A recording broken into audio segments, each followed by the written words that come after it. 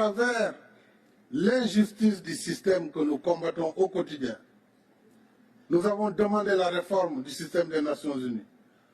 Nous avons demandé la réforme de la gouvernance mondiale qui, aujourd'hui, conditionne la vie de nos États. Et quels que soient par ailleurs nos efforts, si ces règles ne sont pas modifiées, eh bien, nous n'irons nulle part.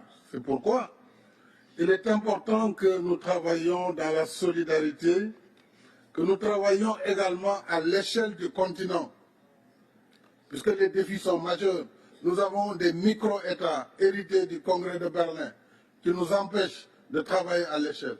Si on ne comprend pas cette situation, on perdra beaucoup de temps sans efficacité. Je crois que la Russie, avec ses capacités en matière d'investissement, peut travailler avec l'Afrique sur ces grands projets régionaux. Et l'Afrique a besoin d'infrastructures de développement. L'Afrique a besoin de chemins de fer.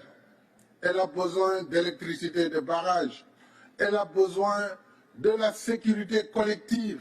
Et sur tout cela, l'Union africaine, à travers différents mécanismes, que ce soit l'ODA-NEPAD, que ce soit les programmes régionaux, nous avons le programme qu'il faut, et je pense qu'avec la Russie, nous pourrons travailler ensemble avec les BRICS et avec tout autre partenaire qui souhaiterait travailler dans nos priorités.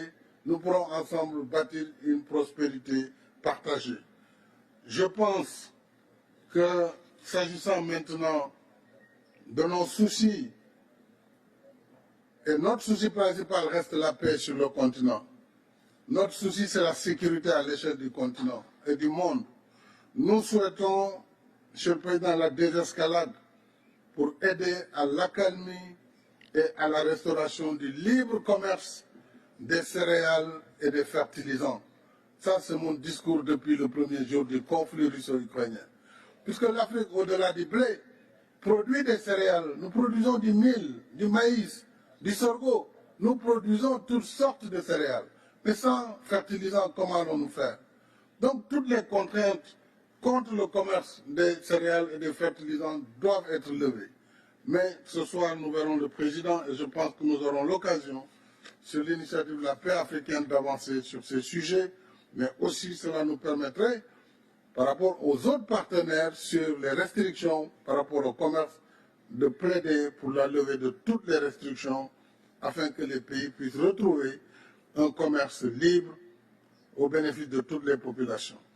Monsieur le Président, je vais m'en arrêter là puisque je ne voudrais pas être plus long, mais nous souhaitons une action de la Russie à l'échelle de l'Union africaine dans le domaine de la sécurité. Nous avons une architecture de la paix pour l'Union africaine. Nous sommes en train de voir comment l'Afrique peut prendre en charge dès lors que le Conseil de sécurité a failli à cette mission qui est de restaurer la paix partout dans le monde. Le terrorisme gangrène notre continent sans qu'il n'y ait aucune solidarité majeure en faveur de l'Afrique. Donc ce sujet-là, je pense que c'est un sujet important pour notre sommet. L'autre sujet important, je l'ai dit, c'est vraiment l'investissement que nous devons pouvoir faire ensemble pour une prospérité partagée.